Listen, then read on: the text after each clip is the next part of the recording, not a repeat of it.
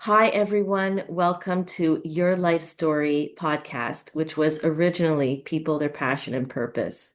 Everyone has a story, a series of moments, choices, and turning points that shape who they are. Your Life Story is a podcast about exploring these journeys. So today we have Dr. Goodman, Rachel Goodman, who is a clinical psychologist with over 25 years of experience specializing in anxiety, depression, trauma, PTSD, ADHD, caregiver stress, and wellness, memory wellness. Wow, that's a heavy load. Um, she holds a doctorate in clinical psychology, and is licensed in Quebec, New Brunswick, Nova Scotia, and Alberta. So you're helping many people all over the place, which is so wonderful. Rachel maintains a private practice offering cognitive behavioral therapy and neuropsychological evaluations with a strong focus on prevention, wellness, and aging well. Dr. Goodman has specialized training in working with older adults, menopause and mental health, and diabetes and mental health. These are two really interesting things that I think we're going to get into. Sure. Yeah, and it's like common and we're all feeling it in different ways. Um, she's the former co-associate director of the Montreal Jewish General Hospital's Alzheimer's Risk Assessment Clinic here in Montreal. We're both from Montreal, and is the co-founder and co-chair of the Annual Mental Health Shabbat across North America, which I attend, and I have also been a speaker there. So Yes. yes, and so it's so nice and a privilege for me to be connected with you. I know you for many years. Um, and recently, we've been connecting and talking about doing a podcast, doing an interview, what we want to talk about. And so I think after a few phone calls and time passing and being ready to do this, we're here today. So Yes, we are. And welcome. Thank you for your thank you. time. Thank you so much for having me. I know you're super busy, and so we can get right into it. Let me know, how would you like to start? I'm really curious, like how you got into doing all of this and how these years of practice and study um, became to where we are today. Sure. So, first of all, it's a pleasure and an honor for me to be on your show, and I really appreciate you having me. My story started like a lot of other people's, which is I was that friend that people like to talk to, a good listener, as they say. Mm, It sounds mm, cliche, but that kind of was what it was. And in mhm, addition to that, I've always been fascinated by the brain and how it works, even from a young age, and had always thought I was going to go into medicine, but specifically psychiatry. And my route ended up changing just a little bit. But same idea of wanting to work with people, understand their brain, what causes it to work, what causes it to malfunction at times, understanding the science behind it, but also, lifestyle factors. We're going to talk a lot about that today, and kind of how we live and how that affects us and our environment. So for me, a big factor was I was very close to my grandparents, and I was right. always really passionate about working and volunteering with older adults. Even as a young child, I was going to volunteer at nursing homes with the school and then volunteering extra. There's an amazing place in Toronto, which you may be familiar with, called Baycrest, which we would go to visit from school. Our school was next door, and then eventually I had grandparents that were unfortunately at Baycrest, but actually fortunately for them because it was such amazing care. And I watched how both the individual who deals with dementia suffers, but even more so, or maybe in addition to the family members who are Right, caregivers. right. And that led me to be interested in caregiver stress, which I ended up doing my dissertation on. Um, the other piece that's really prevalent or important to me is that my mother was hidden during the Holocaust by a couple who were righteous Gentiles, whom we got eventually into Yad Vashem, the Holocaust Memorial Center in Israel. And my grandparents were Holocaust survivors, and they were those who did speak and did share stories. Some didn't talk at all. Hmm. My grandparents, fortunately for me, did. And I grew up in a home where I was hearing these stories, not just of trauma, but also of life before the war and how they were, how they survived and how their resilience really shone after the war. Right. Um, and the notion that my mother was hidden and saved by a couple who really put their lives at peril in order to hide and save my mother. And that is the absolute only reason why myself and my family exist to this day has been a mission for me to pay it forward. And Right. so everything that I do, whether it's from, my daily activities to my professional life, comes from that and the idea that I am here for a reason and my reason is to help other people. It sounds very simplistic, but whatever I can do to sort of fix the world, as they say in Hebrew, it's called tikkun olam, but to fix the world and to make my mark in whatever way that I can. So I've always been interested in mental health, mental illness, which I think are two different things. Yes. And I know we can talk about that. Yeah. And really have a passion for prevention and wellness of aging. Yeah. Wow.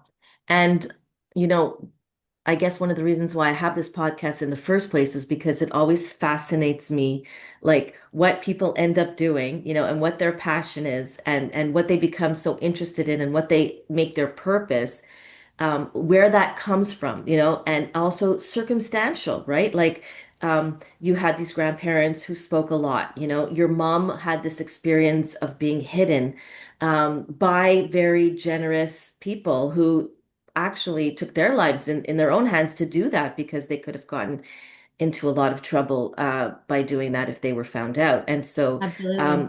And then, growing up in Toronto next to the care center that your grandparents ended up being at and seeing all that. So, and then doing what you do today. So, for me, this is so fascinating. And I think it's great to share because I think people, um, when you think about what you're doing in your life and how you're spending your time and how you are contributing to your community and to society, sometimes you don't realize where it comes from. So it's always nice to look back into your own life story, right? Right. And to see where that comes from. So amazing. And so what are you or who are you working with a lot these days? And yeah, like what's interesting for you these days in what you're doing and how have things changed for you over time? So, as I said before, I was born in Toronto. I lived there Mm, until I was 18. I spent a year in Israel, and then I went to university and to graduate school in New York City, which was an amazing experience, I think, for anybody who can have it. I love New York. I don't know about you. And I was there for 12 years, I believe, which were mm, formative years for me. And I was working, doing my PhD in clinical psychology, working with adults, training also in neuropsychological testing, which is evaluating kind of neurocognitive disorders, things like dementia, ADHD, traumatic brain injuries, etc. wow. But I always had a passion for kind of mental illness as well as geriatrics. And Okay. so I was working a lot in geriatrics at the Mount Sinai Hospital. And I worked there for a while. I was loving it. And unfortunately, they told me that they lost my funding. And Mm, I needed to basically find another job or another position. And that was in August of 2001, 1 month before 9/11. wow. And I had been volunteering at Mount Sinai at the specialized treatment program for Holocaust survivors and their families, doing group therapy for them. And I went to my boss, whose name was Dr. Rachel Yehuda, in that department. And I said, any chance you can hire me in your department to work full time? And she did. And 1 month before 9/11, I would have never, ever known that this was going to happen. And my entire life changed. Obviously, it was one of the most horrific days that any of us can remember, especially living and being in New York, smelling the smoke, seeing people run on TV, hearing all the stories, personal stories, friends who were down there, family members, etc. Um, and I got involved immediately in writing a grant for treatment of 9/11 survivors. And we worked for 3 years in treating survivors and families from 9/11. Wow. I had the great honor of being part of the consortium for the treatment of trauma in New York City post 9/11, which was basically 6 hospitals that had representatives like myself who were being trained with the top experts in the world that were being flown to teach us different therapies. And then each hospital kind of developed their own program, and we were working with firefighters and people who were in the buildings and, survivors and etc. So that was an extraordinary professional experience for me and really one of the great honors of my life to be able to work with those individuals, especially the first responders, to be able Yes. to help them go through, and to process and to heal from what they had been through. Wow. And saw just amazing, amazing resilience of people and Yeah. what people can go through. I had known that from, working with Holocaust survivors, and then I was working with veterans at the VA hospital. But really, this firsthand knowledge of having experienced the trauma myself, not directly having been down there, but living in New York and seeing what it was for, these individuals coming into our offices was just extraordinary to understand the human spirit and human resilience. And it had a very big impact on me. So I It ended up working quite a lot with trauma and PTSD for many years, in addition to anxiety, depression, um, other, kind of relational issues, general mental health. But I've always had a passion for working with older adults, and especially in working with prevention and wellness of aging. And at Mount Sinai, I had the opportunity to participate in something called the Memory Enhancement Program, which was a program that was started by a psychologist named Dr. Cynthia Green, who had people coming to her that were called the worried well. I don't know if you've ever heard that term. People who would no. be tested in neuropsychological testing because they were concerned about their memories, but they would come out with normal results. And Mm, nobody could explain what was going on. And mm. she started to understand, and people who were researching this area started to understand. They were called the worried well, people who were experiencing normal aging, and we could talk about what's normal and not normal, but that they were experiencing normal aging, but the anxiety of potentially developing a dementia because, let's say, they had a parent with dementia or somebody else, family member, or they've just watched it in their community. The anxiety led them to think that there was something diagnostically wrong with them. And so Okay. she created this program called the Memory Enhancement Program, which was a 6 week kind of psychoeducational group. And we would have 12 to 15 people come in, and we would do psychoeducation about the lifestyle factors that are preventative, that you can change, which I know you're very involved in, and we can talk Love about. that. Yes. And Hmm. what's normal aging, what's not normal aging. And so I was working a lot in that. And then when I ended up moving to Montreal for family reasons, I continued my work in trauma, but also tried to bring that piece here of prevention and wellness. And, Mm, Canada is always kind of a little bit behind the United States, Quebec, especially in terms of prevention. And at that hmm. time, it really wasn't so popular. And I Okay. started doing classes in local organizations as well as privately on this prevention and wellness of aging and dementia. I mean, we can't prevent aging. It's misnomer how I'm calling it, but the prevention of dementia, or the Hmm. protection against it, right? And what are the risk factors? So this Right. is really one of my areas of passion. I've been working in it for 25 years. And now, there's so much research going into this and the understanding that this prevention starts not when you're in your 70s and 80s, not even when you're in your 50s and 60s, but when you're in your 20s and Mm, 30s. And the decisions that you make about how you're going to live can have an impact all the way down the road. And the wow. the ways that we choose to live, right? You talk a lot about exercise and Hmm. nutrition and Mm-hmm. lifestyle and not smoking and Mm-hmm. not intake of enormous alcohol. All of Mm-hmm. these things make a huge difference much earlier than we had thought originally. Right. Okay. Yeah. Wow. It's a lot of information.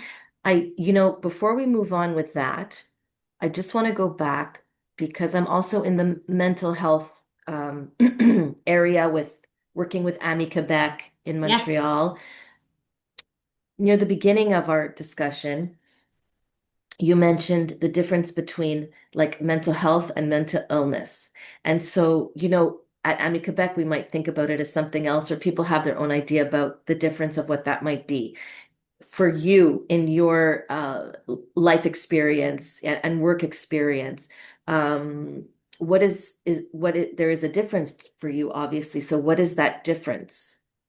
So I think of mental illness as quite, let's say, serious mental health diagnoses that are affecting a person's functioning in a number of different areas, right? Hmm. Social, educational, work, financial, or otherwise. Um, you think of major depression, bipolar disorder, serious anxiety, panic disorder, OCD, obviously any sort of psychotic disorder. To me, those are, and some personality disorders fall for me in the mental illness category. I think that we use this word mental health as if it's something negative. Everybody has mental health.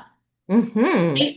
We don't say somebody who's healthy has physical health or who's sick has physical health. Everybody has physical health.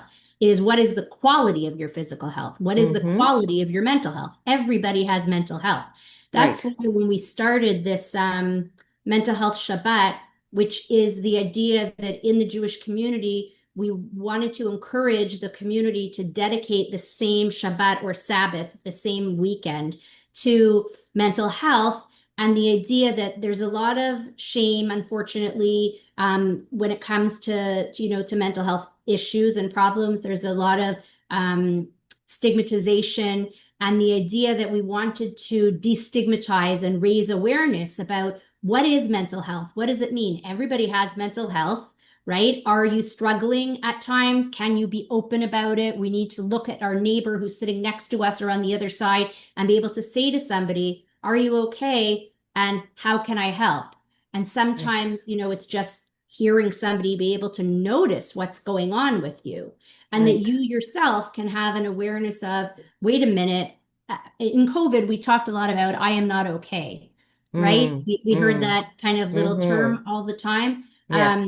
And that idea of being able to acknowledge when Hmm. you're not feeling 100% the same way that you do physically. People are pretty open, I think, physically about feeling sick. I have a cold. I have a virus. I can't go to work. I mean, obviously, we're not talking about serious physical illnesses, but Yes.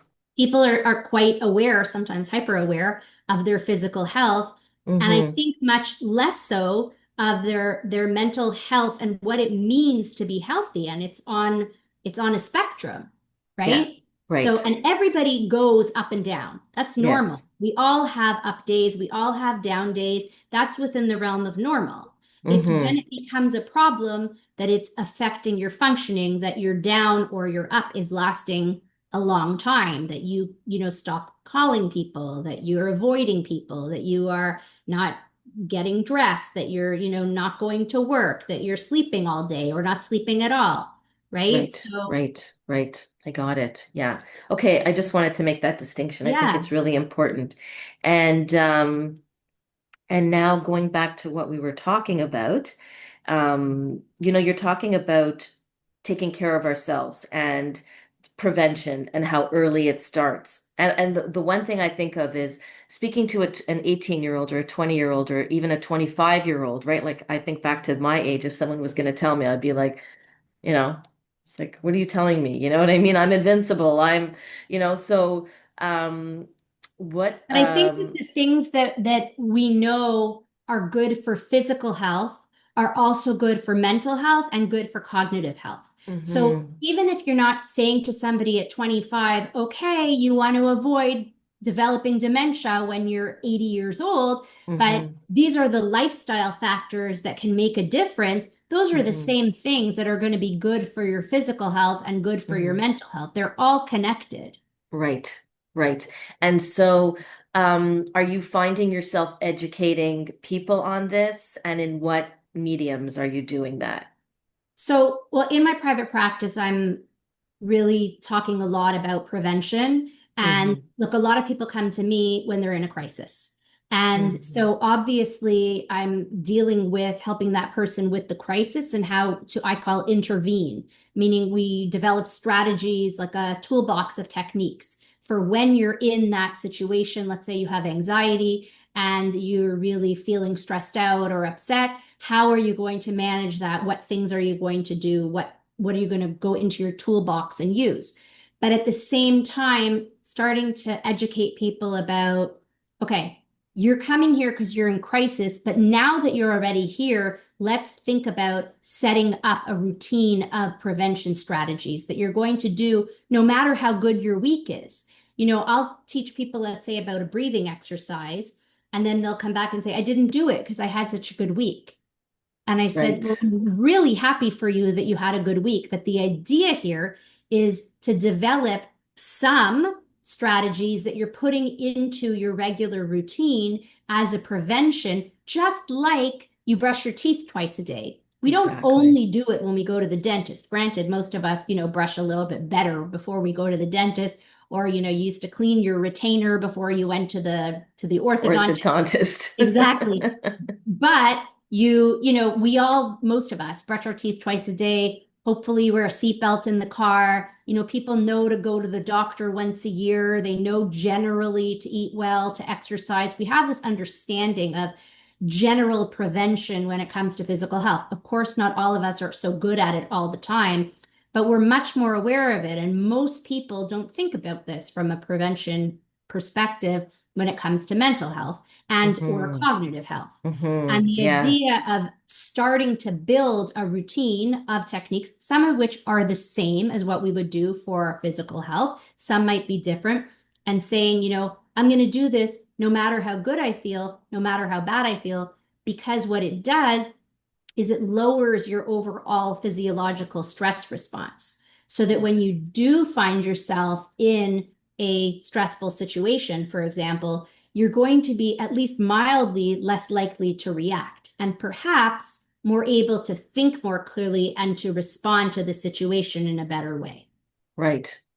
And so, yeah, this is, it makes so much sense. And also, I go back to, excuse me, I go back to food all the time, because um, I'm I'm very interested in food. And yeah, I think people don't realize what they're eating is affecting their brain as well and their future, Absolutely.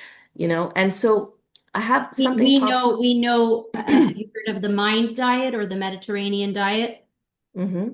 Yes, So, yeah. So, the I mean, those Mediterranean are diet. similar, right? I mean, there's always these fads that are coming out. I am not a nutritionist. I'm not an expert in nutrition. I believe you know way more than I do about nutrition. I'm knowledgeable about it from the perspective of mental health and knowing that, people have to generally have an understanding, as you're saying, of how what you eat can affect how you feel, but also from a prevention perspective of like cognitive health, how important eating what's called a Mediterranean diet, which is generally the kinds of things that you're probably teaching your clients about, right?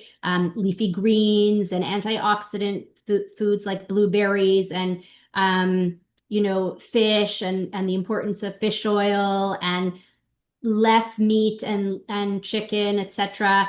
And really just like the kind of diet that somebody who was living in a beautiful Mediterranean country would be eating. Right, And it's right. no surprise that those people have lower rates of dementia than we do. Right. Right. Well, I'm vegan, by the way. I don't even eat fish and I don't eat anything like that. And so I have to look at other things, to make sure Supplements, that I'm yeah, getting what I sure, need for sure, 100%. But yeah, it's like whole foods, whole foods. But so and I don't want to digress too much into this, sure. but I did have a question that popped up in my head was, you know, it's also like a generation thing. So all this stuff about our health and movement and taking care of ourselves and the boundaries that we put. And these are all sort of newer things. And so people who are, let's say, our parents' generation or even our generation, and maybe even a little bit younger than us, we didn't necessarily grow up with that. So, and plus we thought we were vulnerable not vulnerable, we were invincible, Yes. and I'm sure kids today too, everyone feels that way when they're a kid. It's part of being youthful, right? It's part of being a kid. But so can you give us like maybe a little bit of hope as to like if we didn't start in our 20s or 30s, like is there a little bit of hope? Absolutely. I mean, I think there is, but can you talk to us about that a little bit? Absolutely. We know that even changes that you make in your 60s and 70s and later are going to make a difference. Even Mhm. people who already have been diagnosed with, let's say, a mild cognitive impairment and start to implement some of these changes, whether it's physical exercise, nutrition, sleep, which by the way is a huge, huge factor, hugely protective. Um, Huge. at, kind of making sure that you're getting the amount of sleep that is necessary. There's so many things that can make a difference even at a later stage. I'm not coming here and saying if you don't do this in your 20s and 30s, you're doomed. Absolutely Right. not. Right. Just the idea that you can and should, we, as an educator of this field, we're trying to help people to understand what they can do earlier on and that a lifestyle of health, both physical, mental, cognitive, leads you to being healthier later on, not just from a stroke, heart attack, etc. perspective, but also, from a prevention of cognitive decline. So Yeah. absolutely, I think that you can make a difference. We see people who are joining exercise classes in their 70s and 80s, and it's making a difference for them, right? It's building strength. Resistance training now is really becoming very, I don't want to Yes. call it popular, but there's a knowledge of how important resistance training is.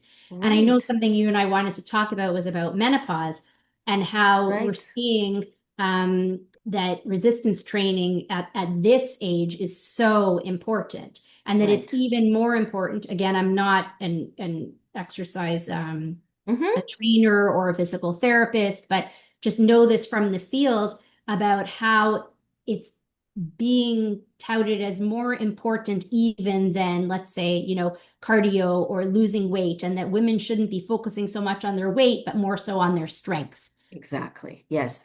And I think that this is such an important topic. I mean, everything that you do is very important, but just to say, like, when someone says to me, oh, it's too late, like they're 60 or 70 years old, oh, it's too late. It's not too late No, because the more you do with your body, and the more good things you put in your body, the better you will feel. I'm a absolutely. strong believer in that. So I want people listening to this podcast to really know that it's not too late. And it's never too late to change your lifestyle, to make, micro changes and you know, adding. I Sometimes think I it's more think about adding than subtracting. I agree. I agree with you. And I think that it's never too late. I'm going to reiterate what you said. It's never too late. Even at much older ages, people make these micro changes and they do have an impact. I think that the other thing that I really want to make sure to talk about is about you used the word purpose before, and I Hmm. think of it as purpose or meaning and Hmm. how finding your purpose or meaning in Hmm. life is so important. And for Hmm. different people, that's different things, and there's no right or wrong. But it's the idea of finding meaning in your life. So exercise is very important, nutrition is very important, but if you are not feeling connected to people and Yeah. connected to yourself and what your meaning is, then yes, those things are crucial, but you're going to be missing a big piece. Yes, yes. Thank you for bringing that up. That's so important because we have to look at our lives like as very holistic, as our relationships and also how we take care of ourselves and everything you just said. Being in nature, getting outside, having friends, being able to call somebody. And these are all things that we can use as markers to improve our life, right? To make it better. Life is difficult. We all go through many different things in our lives, many different hardships, many different challenges, hard times, all relative, of course. And, sometimes it's one thing at a time, sometimes it's 10 things at a time. So anything that we can do to help ourselves get up every morning and get going. And yeah, I really love that you brought that in. And I think so, that when you talk about getting up in the morning and getting going, one of the practices that as a psychologist we really recommend is having a gratitude practice. And, mm, this can be from a religious perspective, it can be just from a whatever you believe in the world. But the idea of getting up in the morning, and you mentioned being outside, seeing the sunlight if you can, mhm, going to your window if it's too cold, taking a few deep breaths, and then having what we call a gratitude practice where you're actually writing, not just saying. It's actually better if you write it with a paper and mhm. pen, believe it or not. Nobody's doing that anymore, but it's actually more powerful. And Yeah. thinking of one, two, or three things that you are grateful for, it shifts the direction that our Mhm, brains take.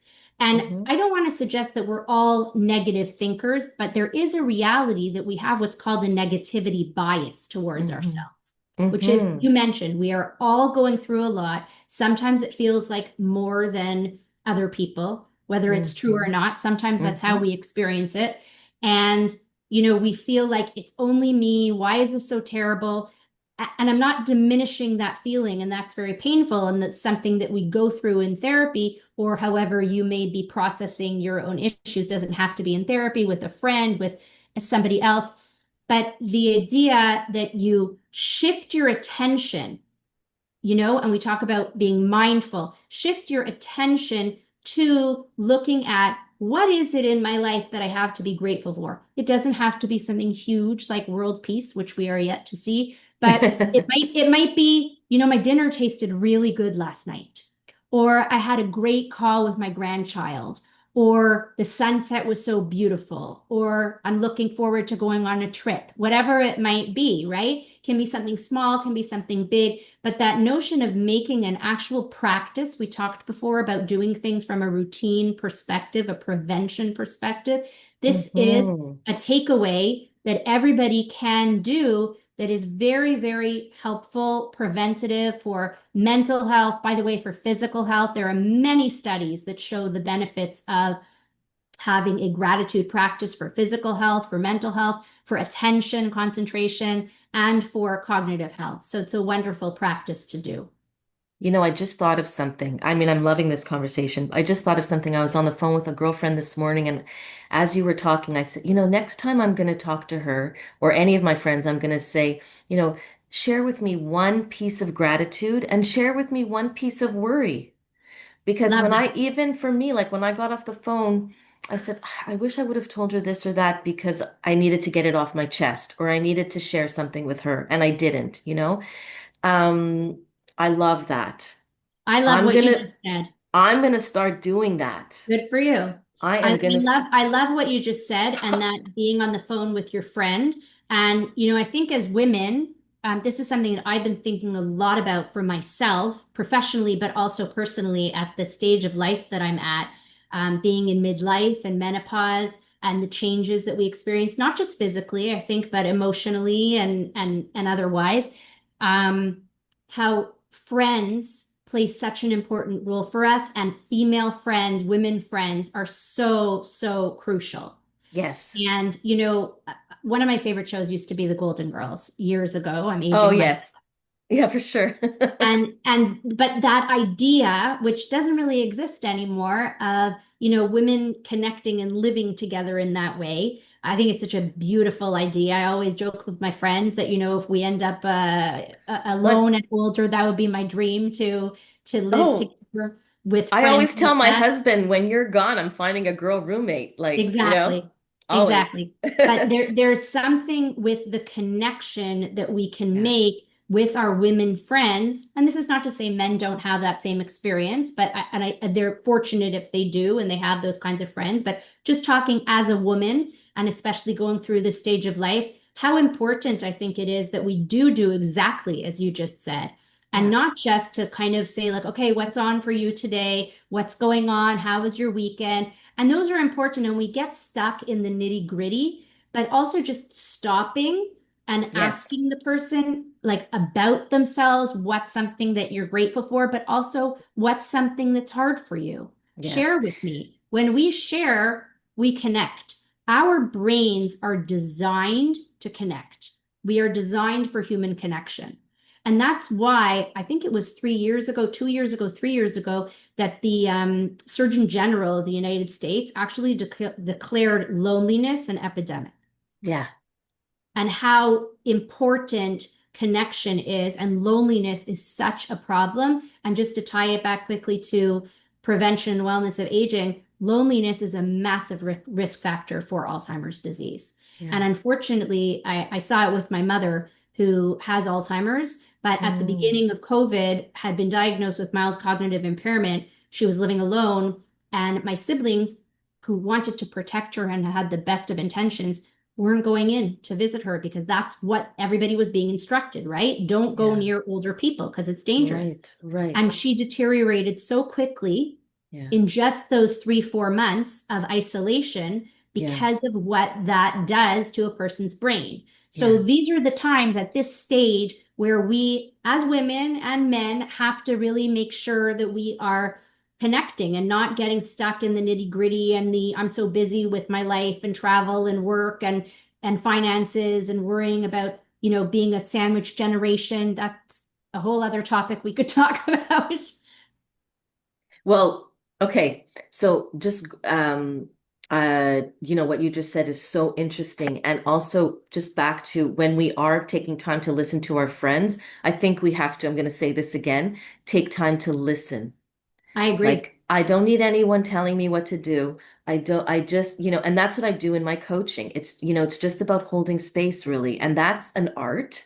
And it's something that you have to practice and you have to learn how to do. And it's okay if you can't, and that's why people need other people to talk to, like therapists, counselors, coaches. We are trained for that and we do that. But but I still love this idea, and I think it would bring people closer together. And being vulnerable is very difficult for a Yes. lot of people. And so if you can find one person to be vulnerable with, because as soon as you let down that guard, it's a freeing experience and you can breathe, and you can breathe. So, okay. The other thing was, now here goes my memory. Um, we're talking a lot about time is going on in the time that we have together, and you're talking a lot about everyday things, and thank you for sharing that story about your mom, thank you for sharing that. Um, you're also, so you're dealing with like everyday people and everyday stress, and when you talk about mental health on the spectrum and things like that, can you talk? And so we have a lot of information that we can share, and I'm thinking that I'm going to put you on the spot here, but I think that if people want to ask us questions, like maybe we can get back on and do a Q and Sure. A or something like that. I think that'd be Sure. really cool. Sure. So I will put that in the comments and go back to it every little once in a while and see if people want us to talk about specific things. But can you talk a little bit about the a little bit of the heavier, like more extreme cases that maybe you've dealt with, and give us a little bit of insight into that? Sure. From like a mental Mm, illness perspective or from a dementia perspective, what area are you? um, I guess. Like some of the traumas that people have been through, and how that has affected their life, like more extreme, a little bit more extreme. And then we'll Sure. go back to everyday Sure. stuff and then Of we'll course. finish up. Yeah. Sure. So, I have so many different cases to think about and different kinds of trauma.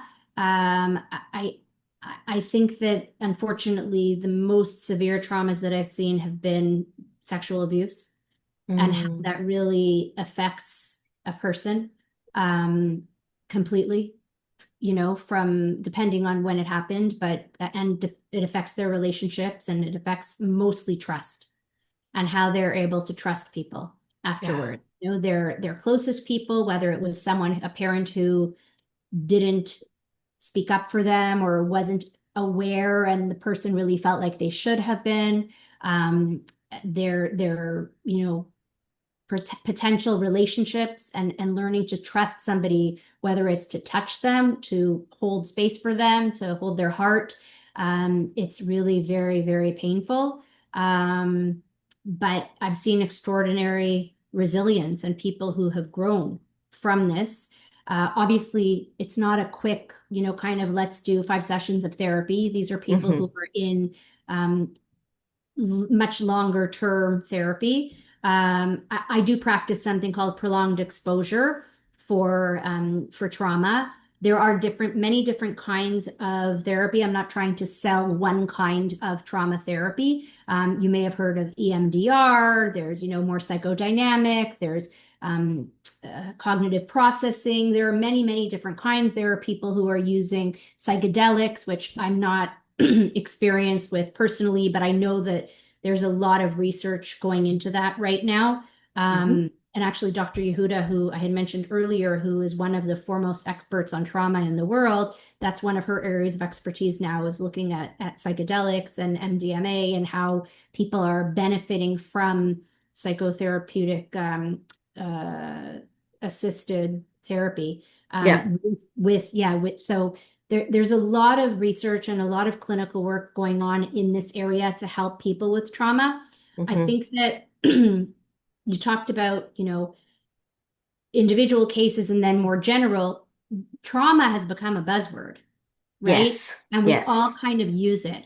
And I think that we need to just briefly understand that there's what we call professionally big T, which Mm. is trauma that you would meet what's called a criterion A trauma, where you were faced or you saw somebody else face extreme danger, that their life was in danger and that they were horrified or, they kind of can't move on from the experience. And then there's little t, which are things, and I don't mean they're little because they're little, but it's just that they don't meet criteria for a diagnosis in the DSM. And that's not to diminish it at all, but things like divorce, Hmm.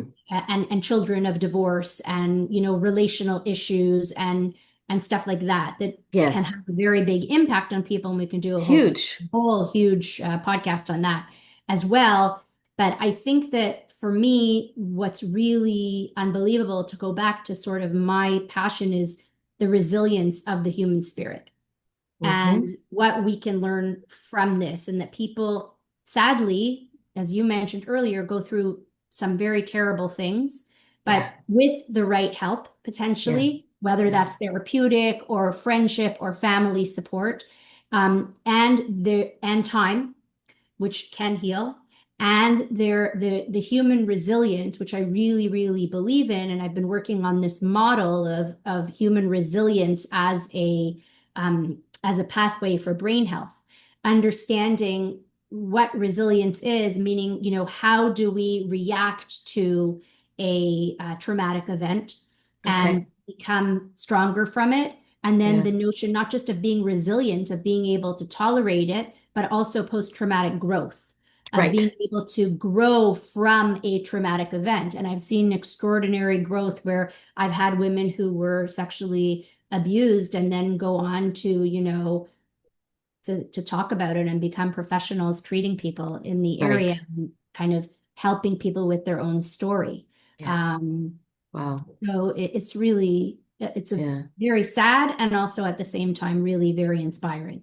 Yeah. Yeah. I really like what you said about the resilient because, resilient is I heard someone say this once and it was really interesting. They said, resilience is like going back to what you were, you know, let's surpass, you're not going back to who you were. You're different. And Right. So they talk about bounce back, and that's what yeah, people think about resilience is bouncing back, but in fact, right. it's bouncing forward.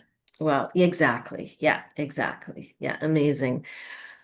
Wow. And so, as we're coming to a close and we have, other things to talk about, I'm gonna put, leave some links where people can Of find you, course. of course, to start following you and reach out to you if they need to. And I would love to get back on with you, but I want to know what people are interested in hearing Yes, about, right? sure. Um, what is the message that you want to leave with everybody today? And I was going to ask you for a book, but like you know about so many things. So, what message would you like to leave with people for people today?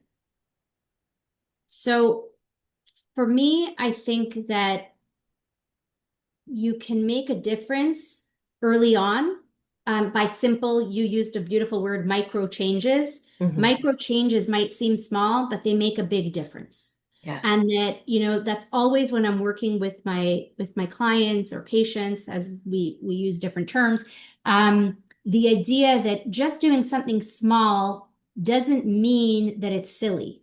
And sometimes I'll tell somebody who hasn't been exercising at all and is depressed and at home in bed, okay, I want you to go to for a walk for 10 minutes. And then I want you to pat yourself on the back for it. You're like, 10 minutes. Like, so what's 10 minutes? I'm not going to lose weight from that. I'm not going to gain muscle. No, you're creating a habit.